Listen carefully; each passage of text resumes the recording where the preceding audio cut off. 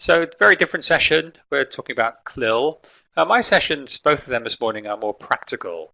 So I will start with a quick definition of CLIL, but you'll hear more in the theoretical sessions because I want to get on with some CLIL activities. So let's just begin with an overview of the key points for the next 30 minutes or so. So I'm going to start with a quick definition of CLIL and then talk about how CLIL helps you with your motivation in the classroom. Then we'll look at different ways to plan for effective CLIL teaching. CLIL is often referred to as cross-curricular as well, right? Two largely interchangeable terms.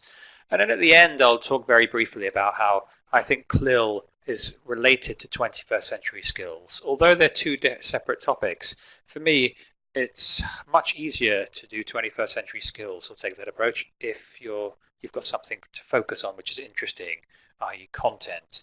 So I think CLIL supports 21st century skills. All right, let's move on. Are you ready? Okay, it's nearly lunchtime. One more half hour. Let's go. So what is CLIL? Content and language integrated learning. It's the idea of learning two things at the same time, right? Content, often that content is from other school subjects, right? Like science or social studies and so on, and language. And there can be a kind of balance between how much you focus on language and how much you focus on the topics. So there's a big range of CLIL, call it soft CLIL to hard CLIL.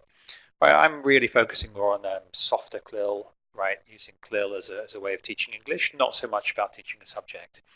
So I like this summary from the British Council's website to answer the question, what is CLIL? Let me read this out to you.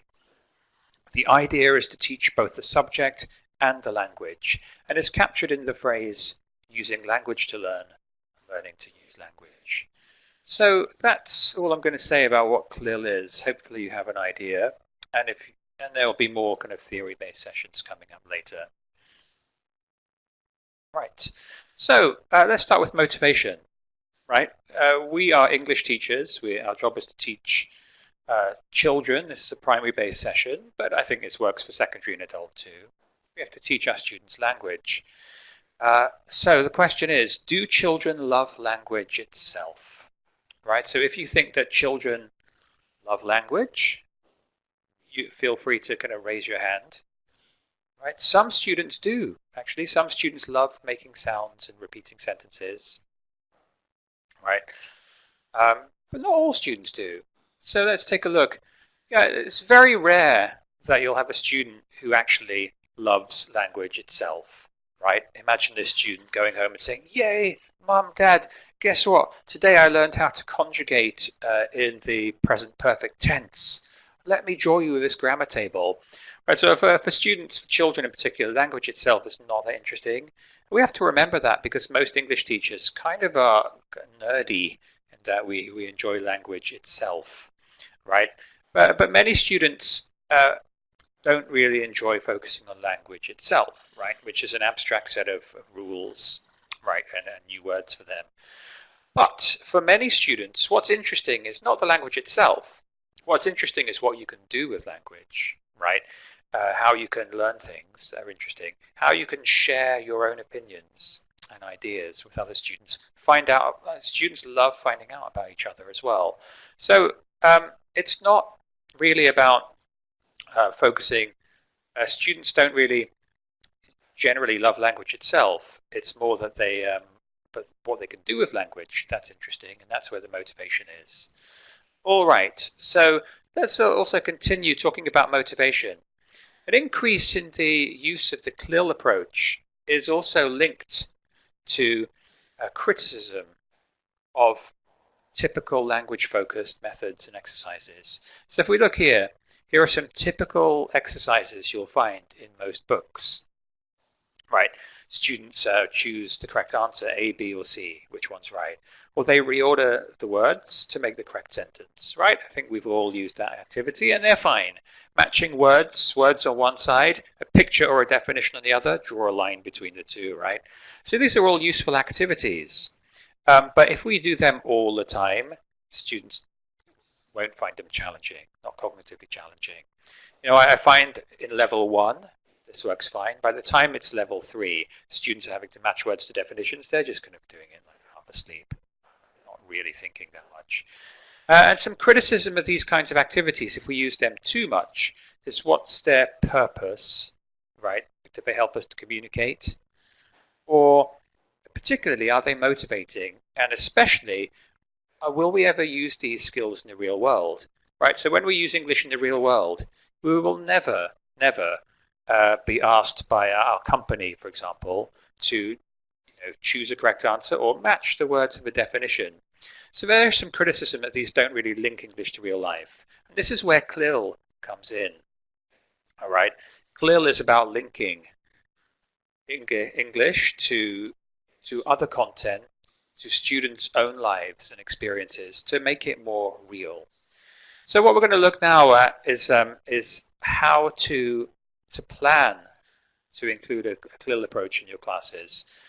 And it all depends on how much or to what extent you want to have CLIL in your lessons. Do you want to teach English, focus on language, and occasionally here and there, a little bit of seasoning, a dash of CLIL flavor to make your lessons more exciting or motivating? Or do you want a CLIL snack? Maybe you're teaching a language-focused lesson, but perhaps you have 20 or 30 minutes where you can do a CLIL activity, right, like a light meal or a CLIL snack. Or maybe you think you want to have something more substantial, a CLIL meal, right, where maybe a whole lesson or series of lessons are based around that kind of CLIL focus. All right, so let us continue. I'm aware some of you are having connection problems, but some of you aren't, right? So there's nothing I can do about that, unfortunately, but I have to keep on presenting. So let's continue, and let's look at how to incorporate CLIL into your lessons with a dash of CLIL flavor. And somewhat Richie points out, how can I be so cruel as to teach with a food metaphor? Richie, that's just how cruel I am, all right? Okay, so that's kind of a dash of CLIL flavor. But one way is to kind of put in little CLIL chants or songs into your lessons. So if you're teaching a language-focused lesson about elephants or even about counting, you can put in a chant. So let's do this chant together, sort of. You can join me virtually. 1, 2, 3, 4. 5 little elephants standing in a row. 5 little trunks waving hello. Oh, said an elephant, time to go. 4 little elephants standing in a row. And now, 4 little elephants standing in a row. 4 little trunks waving hello. Oh, said an elephant, time to go. 3 little elephants standing in a row. And then next, 3 little elephants, and it keeps going, all right, until there are no little elephants. So, how is this CLIL? Well, the question to ask is, what school subject does this chant link to? So, answers on a postcard, or nowadays you can just type into the chat window. Richie, very quick there. Math. Yeah. Good for, yeah. Okay, math. Oh, and English as well, yeah. So that's the whole point. It combines math and English. So you might not notice it. Some CLIL activities you don't really notice they're CLIL. And this is like helping with math, right? So linking English to math. You can also make your own chants, which is kind of fun. So I'm going to quickly go over 2, 3, 1 format chant, which is very useful for practicing a very common rhythm in English speaking. So what you do is to make your own 2, 3, 1 format chants, first you choose a topic. So because I'm really cruel and it's nearly lunchtime where most of you are, Richie, this is for you. I'm choosing a topic of food again. It's because I live in Taiwan and that's pretty much the only topic people talk about too, my colleagues anyway. And then what we do is we brainstorm words from that topic. And then, so I brainstorm some words, pizza, carrots, tomatoes if you like, soup, beef. Then we put them into syllables, all right? Order them into syllable counts. So 2 syllables, pizza, carrots, and so on. 3 syllables, spaghetti. And then here we have 1, rice, and so on. All right? And so what we can do now is a chant. And it works like this. say this is a 2-3-1 format chant. So if you just listen, and of course you can join in wherever you are. Pizza, spaghetti, soup. Pizza, spaghetti, soup. Pizza, spaghetti, pizza, spaghetti, pizza, spaghetti, soup. All right, and you can make whatever kind of words you like as long as you get the syllables right. And so why that's useful is it just happens to sound like a very natural rhythm in English. And you can also do other things with this. For example, turn it into a grammar-based chant. I like pizza, you like spaghetti. He likes soup, he likes soup. Right, things like that. So again, this is very, very light. A dash of CLIL seasoning into your lessons. And if we think of these chants, what health? I've clicked that before you had a chance to kind of guess. My mistake. I'm sorry, but health, right? And children like chanting too, right? So those are just two examples. But the idea here is in this session is that how much CLIL do you want? A little dash of CLIL or like full-on CLIL? And so we've started with a little dash. Let's have a look now at the next, so how you can plan for the next level of CLIL, right? Integration, which is a CLIL snack or light meal.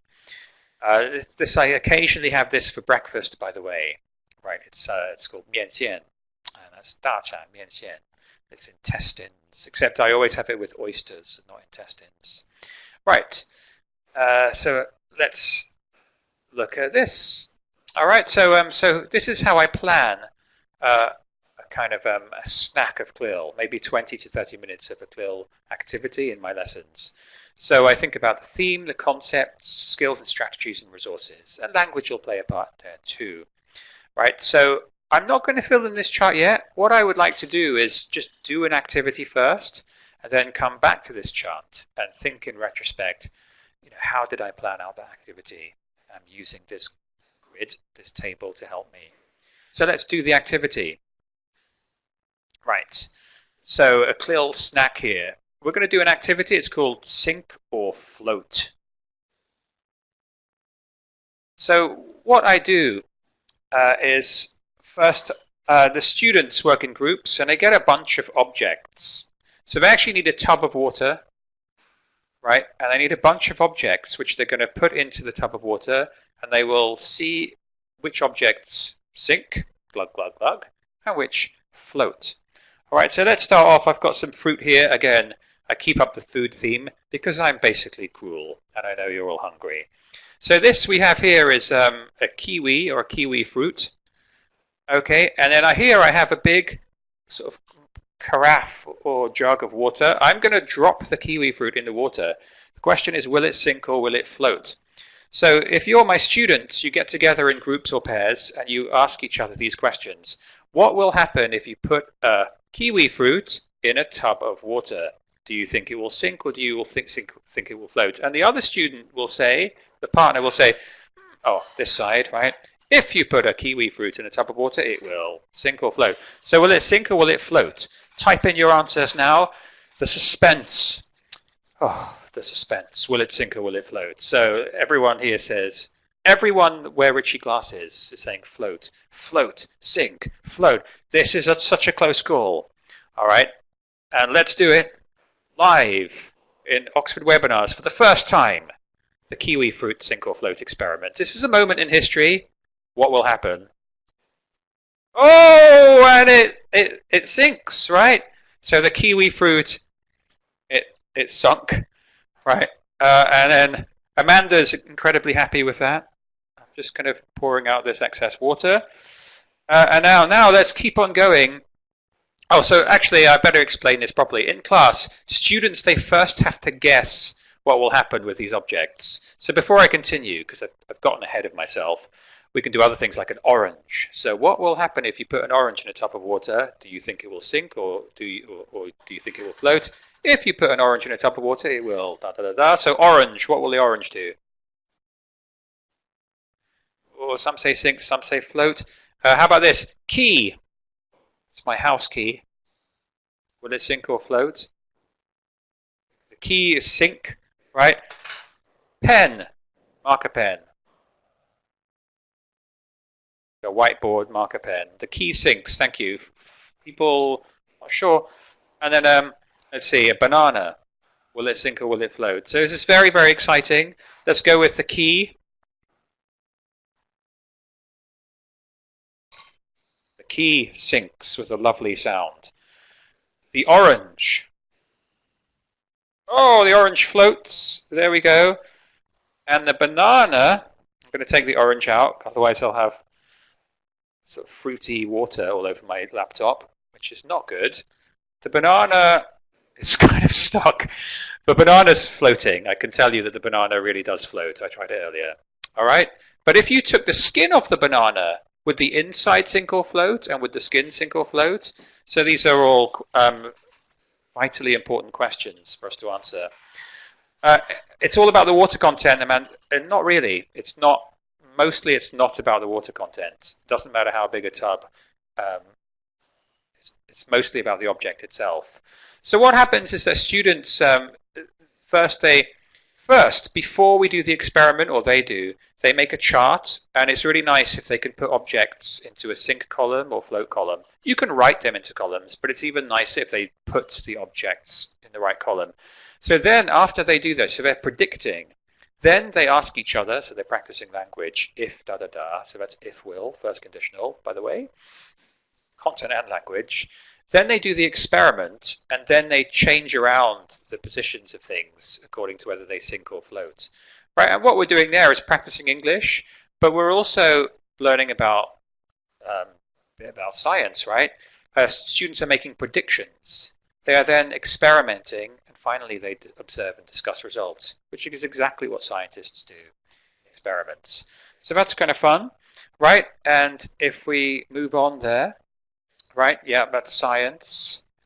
And if we go back to my planning grid, how did I plan this? Well, I thought of the theme, concept, skills, and strategies, resources.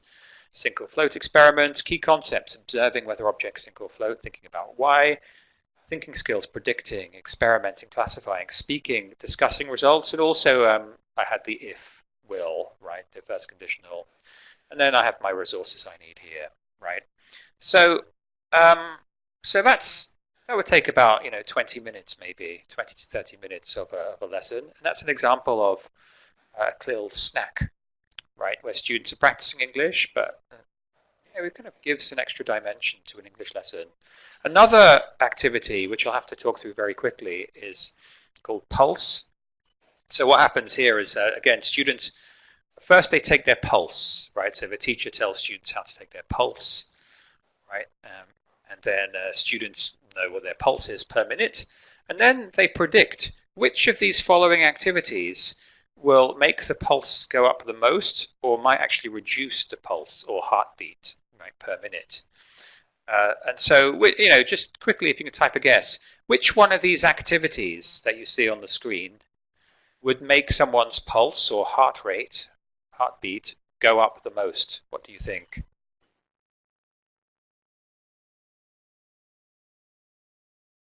Lifting weights, says Rachel. Well, yeah, if you Trang says all. If you do them all, yeah, that's you might not have a pulse anymore because you might just collapse, right? So don't do them all. Running on the spot press ups.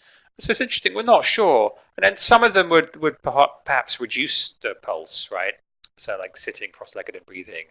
So again, students predict, and we're not sure. Then students in pairs do each activity or do one or two activities for 1 minute, and then they write down their pulse. And then afterwards, they mingle around with each other and ask each other this. Hey, what activity did you do? I jogged for a minute. What was your pulse at the end? It was 110 beats per minute. Then students, again, they've predicted, they do the experiment, and then they discuss the results, and they'll see if their predictions were right or wrong. So again, lots of different topics or school subjects that relates to science, math, health, but it's a nice activity. And if you like these kind of activities, like CLIL snacks or light meals, to put into your lessons, right? Bit of variety. Then, yeah, how long do you do these activities? 1 minute, right? All of them you do for 1 minute, and then you measure your pulse again for at the end for 1 minute. By the way, with younger students, I get them to measure their pulse for 15 seconds and then times by 4.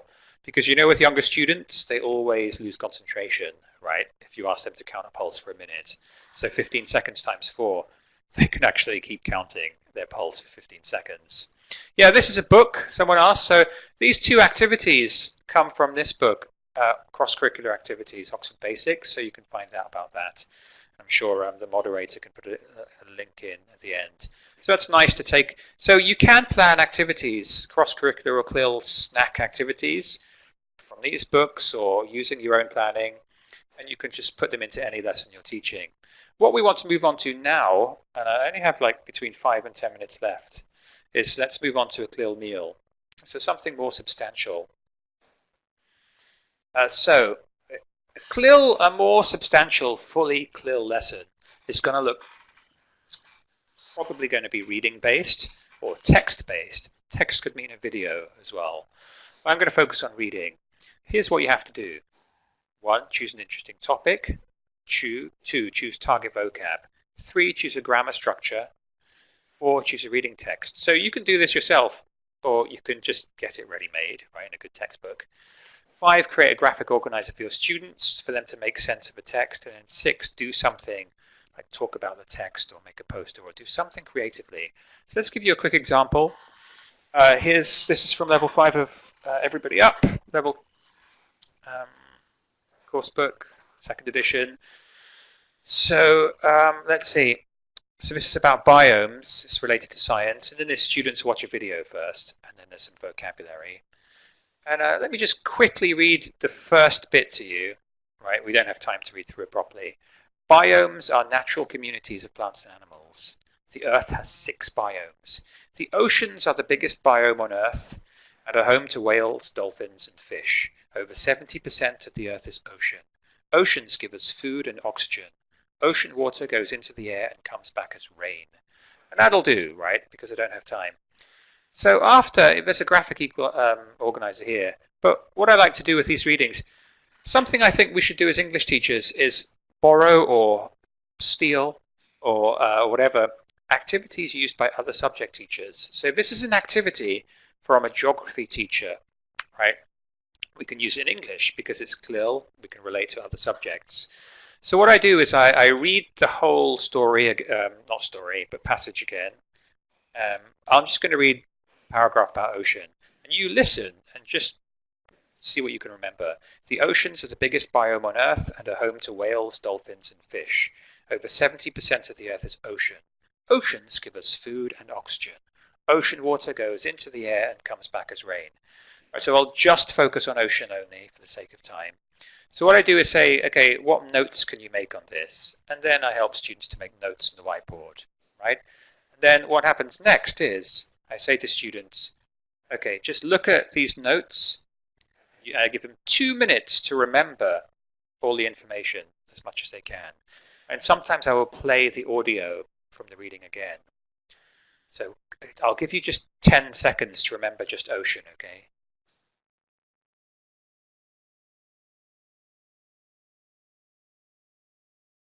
Okay, now you won't have time to do this properly, but as long as you get the idea. Then this is on my whiteboard. I erase the information, and students, they had 2 minutes to look at it. Now I give them, say, 5 minutes to reconstruct the notes on the whiteboard. So they can do this in pairs or on their own. They have to write down all the notes they remember, and they're not allowed to look at the book. Right? And afterwards, I get students to tell me their notes, and we put them back on the whiteboard together, reconstruct them. Okay, and that's something that I found that geography teachers use to remember information. And I think that actually this is a really good English activity for using texts. It's actually a kind of graphic, a way of putting information into graphics. What's nice about this activity is, of course, you're combining topic, learning about a topic. You're remembering these words because you're having to think about them so much. So you're learning language. You're also learning note-taking skills, right? So CLIL activities can help us learn about topics, help us remember language, and also other skills too, in this case, note-taking. So you've seen this slide before. That's all the time I have to talk about different levels of CLIL. I'm going to finish now. I just need about started a little late. Just take another 3 or 4 minutes or so, if that's okay, Josh. So our key points have been how CLIL motivates your students. Planning for effective cross-curricular or CLIL teaching at different levels. Just a dash of CLIL, those chants. Maybe a snack, right? A 20 or 30-minute activity. Or maybe you want to construct an entire lesson around CLIL, in which case you probably need to find a text, right? Which is at the right level, has a good topic as well. So look out for those in course books, right? Just about critical thinking, though. It's another topic. Critical thinking, communication, collaboration, creativity. Let's take critical thinking. It's pretty hard to do critical thinking when you don't have anything to think about. But if you have a topic to think about, then you can apply critical thinking much more easily, I think. Same with communication. If you've read something interesting or you've done an experiment and see that kiwi fruits sink but bananas float, well, why is that? You've got something to think about, you've got something to communicate about. So if you don't have a kind of content focus, I think it's much harder to kind of teach or train 21st century skills. And as I come into the conclusion here, thanks Josh, I want to go back to the issue of motivation. Sometimes I found that students, they kind of forget that English is real. Honestly, I've taught lessons where I've used flashcards, and I'll hold up my flashcard. I don't have a flashcard with me, but I just hold up, pretend this is a flashcard.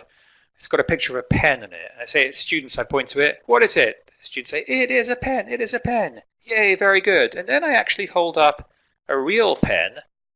Say, oh, what is it? And the students are looking at me like, huh? What's he talking about? I hold up the flashcard of a pen. What is it? It's a pen. There's this disconnect between the language they're learning in English lessons and actually it's something real, right? And I think CLIL can help us there because it connects what's going on in our classrooms to the outside world. Quote from co-author of Everybody Up and Oxford Discover, Charles Vilna. He says, in a CLIL lesson, we open the windows of our classrooms and invite our amazing world inside. And we do. Students can see that English is actually real. And for me, and this is kind of the summary of this session, it's a bit like this. Right. Okay, English teachers through a lesson. We work so hard to motivate students. Before students come into a lesson, we decorate the classroom. We say, hi, welcome. We smile. We do a warm-up, gets them going, gets them motivated. But as soon as we do something a bit more boring, that motivation can go down. We have to keep students moving on to the next part of our lesson, keep them motivated, keep them motivated. We can do that, but it's hard. Now, if we have CLIL, an interesting topic, it can help this cycle of motivation. So whether it's learning language through studying about astronauts in space, or dinosaurs, and we still learn vocab like feather, like tail, like claw, it helps teachers because if there's an interesting topic, that helps to generate that initial motivation in your lesson. Then students engage with the topic through videos or texts. And then they want to learn the language, down here now.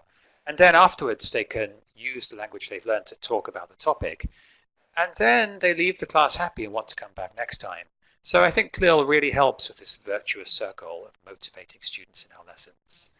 All right, it kind of bonds parts of the lessons together and helps us to get from the beginning of a lesson right through to the end. Okay, and so that's really the joy of CLIL. Students are learning English, but they forget they're learning English because they're so interested, they're captivated by that topic, right? But they are learning English. So just to go over the key points, we've talked about how CLIL motivates students, different ways to plan for effective cross-curricular teaching, right? Very, very light, a little bit or a bit more, or as I said, seasoning, snack, full meal. And I've just mentioned how I think having something to focus on makes those 21st century skills more trainable. So there we go. And that's it from both my sessions today. Thank you very, very much to the moderators and hosts. Thank you all for attending and listening and watching so attentively. And if you'll remember anything from this, I bet you'll remember it's that kiwi fruits sink. See, that's the power of CLIL too. That's the stuff you remember. Thank you all very, very much.